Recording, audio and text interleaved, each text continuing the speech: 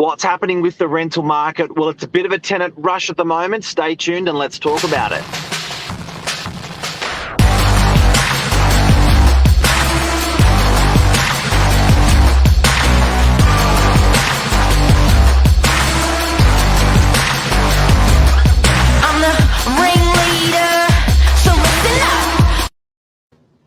Ooh. And action. Action. Good morning, and what a morning it is. It's rainy. What happened? I thought summer was definitely here. It gave us a little bit of something to look forward to and stripped it away just as fast. Nevertheless, wonderful. Well, good morning to everyone out there again. Mark Novak's called in the rental young guns here to give them a bit of a rundown on what's happening on the rental market at the moment. And what a time it is. You were just saying this before, Mark. It's the new year for business, well and truly. Do you want to touch on that very quickly? Yeah, look, it was definitely definite this year, and it was maybe the years prior. But what we realised in business was that New Year's Day was a fresh new year for people personally, but not in business. And what we found is the attitude of Australia Day was the business is back to business from Australia Day onwards. And we've seen that, a big emphasis on that in the last week since Australia Day came and went. And then you guys have seen a big rush in since then with tenants. Yeah, it's been quite crazy actually. Leading up to Australia Day, you don't really see much action. People are still on holidays, as well as with COVID as well. I don't think that helps with the movement in the market. So it's been a big change. Exactly. So the phones have not stopped ringing over the last few weeks. People are Australia Day's been and gone. The last hurrah's done. People are finally happy to put the margarita down and get a bit serious. But yeah, like I just said, the phones have not stopped ringing. People are definitely trying to look for property. They're done procrastinating. They're well and truly into the new year, and it's time to get serious about the rental market. So I saw a few comments there. Definitely not a rental crisis. We're seeing a huge rush of people on the market, new stock coming on, and just an absolute quick fire back and forth. From the tenant and landlord perspective at these open homes. Now, guys, with this tenant rush that we're seeing, so is the amount of stock on the market, is it normal, abnormally high? Like the amount of rental properties that are on, should tenants be happy? Should landlords be alarmed? Where's that at? Yeah, look, we're seeing slightly under average. For the time of year, which is obviously forcing that demand up a bit higher in regards to the tenants. There's less stock on the market than in previous years, around 5%, I believe, which is definitely bumping those demands straight through the roof. Tenants don't have as much to pick from, so it's kind of driving all the open home numbers through the roof. All the inquiries through the roof. People are trying to get in as quick as possible to try and secure these properties. Another thing as well, I know we're touching on the tenant perspective. As a landlord, if you are a landlord and your agent tells you that your tenant has given notice, you shouldn't feel stressed out or worried that your property is going to become empty or that you're not getting that income in, because we are seeing a quick turnover in tenants coming into the property because of that demand, because of that increase as well. So as a landlord, I don't think you should stress out just because we are seeing that demand come through. So vacancies, are they an issue at the moment with the tenancy rush? No, not at all. And in the area we're in, what we see do astronomically well in the summer months. We're seeing a very low amount of days vacant for the properties that we're managing. We're just pumping through those open home numbers. Like I said earlier, there's a lot of demand. Stuff's flying on the market, normally not even lasting one open home. Now, I do want to ask you, I've got two questions. One, I'm going to just drop as a reminder for later, I want to ask if there's any category of property that's doing particularly better than the other category. Let me put that on pause for a sec.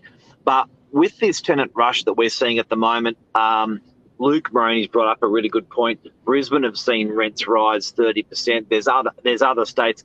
It's great to know that. We really, what are we seeing? If you had to put a percentage growth, so we're not seeing a lot of growth with this rush, but if you had to put a percentage growth, would you say rents are going up or rents are going down or rents are stable on the northern beaches? Yeah, right. So definitely in this new year, we're seeing rents go up. I know from what I've experienced in the last few years, just basic monitoring, and now actually being in a property management position, we're seeing rents definitely go up slightly. I don't know the exact percentage value. If I had to guess, I'd say maybe around 15 to 20% increasing. But yeah, we're definitely seeing landlords recognize the tenancy rush.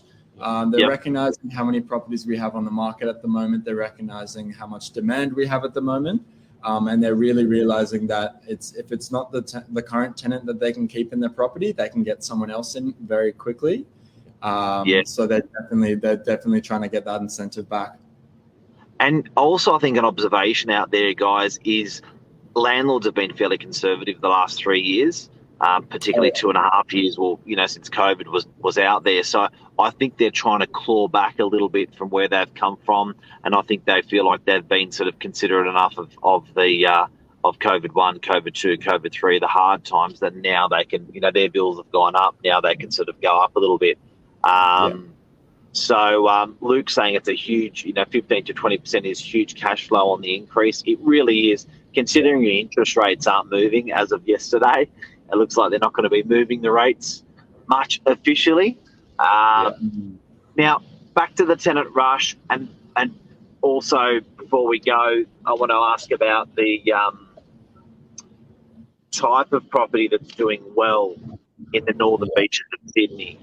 Is it all categories that are firing? Is it houses are doing better than units? Is it 2-bedroom units are doing better than 1-bedroom units? What are you seeing in terms of patterns? So when this tenant rush, these inquiries are coming in, what are the inquiries for? What's renting quickly? Yeah. Well, to answer your question short and simple, we are seeing a lot of beachside properties. They're always popular.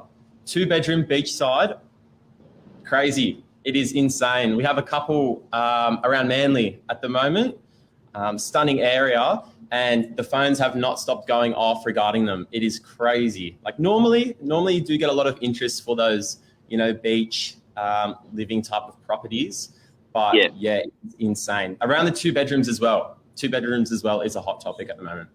Definitely. So if it's a bit of a lifestyle property, it's got the beach there, or it's got a view or something like that. That people are affording that more and probably spoiling themselves a little bit.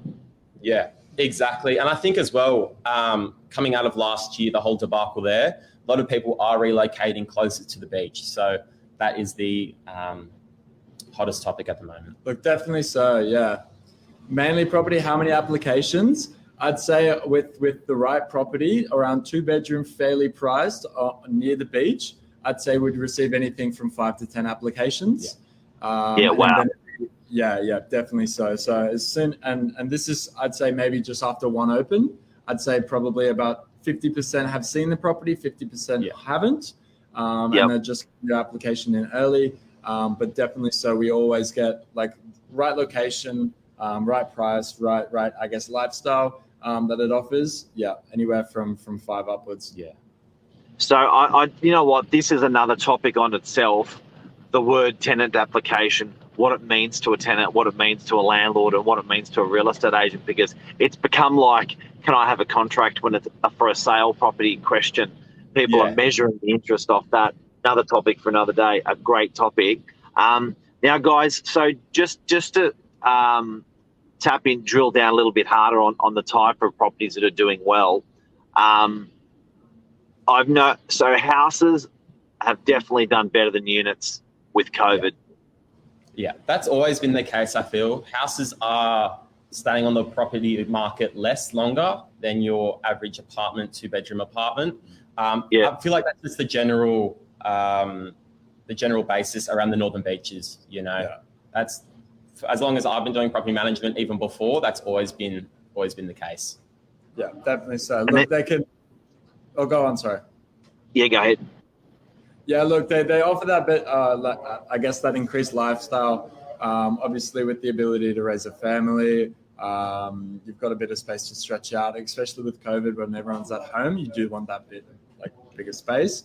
Now that we're slowly seeing that come up, yeah, definitely so. Now that we're seeing that slow drain out of COVID, I think definitely we're seeing that spike in 1 to 2 to 3 bedroom units go back up. Now that people are out and about a bit more, they can travel up and down the coast, even overseas at some points. I think it's definitely done a slight switch, but not too bad.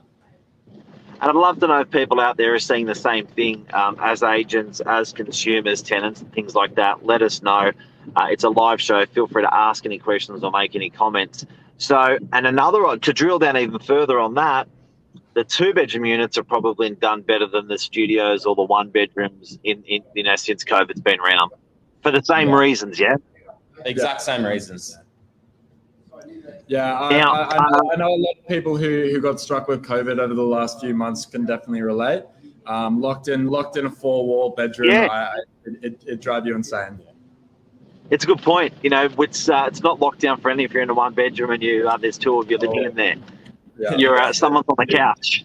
Yeah, exactly. Someone's on the couch and there's no balcony off the bedroom. So one other thing, that's the past, that's the present. Yeah. Where are we going all this? So this great tenancy rush, do you think that it's going to what's the forecast for the next 12 months? Because there's also a bit of immigration that's going to be coming into Australia. We had 1 million immigrants leave Australia through COVID. They were asked to leave. We've had a labour shortage as a result, and now the government's trying like hell to get these guys back. That's probably, thinking out aloud, that's probably going to affect the affordable properties where they're going to start tapping up a bit where they haven't in the last year or two. So probably the studios or the 1-bedrooms or the very small 2-bedrooms, I think the immigrants will come in, the key workers will come in, and they'll take out that stock. You've basically pinpointed it, basically, Mark. So those are more affordable, lower 2-bedroom, 1-bedroom studios are going to spike back up, in my opinion. That's just what we're seeing at the moment, and that's how it's going to be forecasted over the next even 6 months, I say. Yeah. Now that business is back, we're going to start to see a bit more turnover in regards to tenants leaving properties. I think we're going to get a bit more stock back on the market once that demand, like Luke was saying there, meets it. Like you said, Mark, once we get that immigration back in, I think definitely it's going to even out a fair bit with the amount of stock coming on the market and that's being snatched off. So I think it'll definitely be a good period to keep your eye on. And look, I think like Luke's brought up, Zetland, there's 119 units for rent. I think what you'll find is traditionally there's a lot of suburbs that will hold a lot of stock all the time, and you'll have a lot of freedom of choice. Like DY, for instance, is sitting on 9,800 units, and at any one time there's always a nice bulk of 2-bedroom and 1-bedroom units available for rent. And even suburbs, there's a little bit of a glut. I know some train line suburbs like Parramatta, Chatswood, CBD of Sydney. I think that there's a little bit of a glut there, which is interesting because if you're seeking extraordinary value, look for suburbs for rent, look for suburbs that have too much supply, and you're going to get an incredibly good value, a 1 or 2 apartment. You're going to get a lot more for your money. So look for suburbs that have a glut of units if you want to rent cheap. If everyone's zigging, use ag. Go the opposite direction. So I think for people that are looking to get it, and even I think in inhibition guys too, a lot of people think to themselves, I'd love to live in the city one day, and they never do. It's probably a bloody good time and a cheap time to do it as a tenant. Exactly. Too easy. Thanks for speaking with us, Mark. Young guns, Great. thanks. That's what's happening out there with the young guns in the rental market, and everyone have a great week. Thanks, Okay. guys. All right, guys, take care.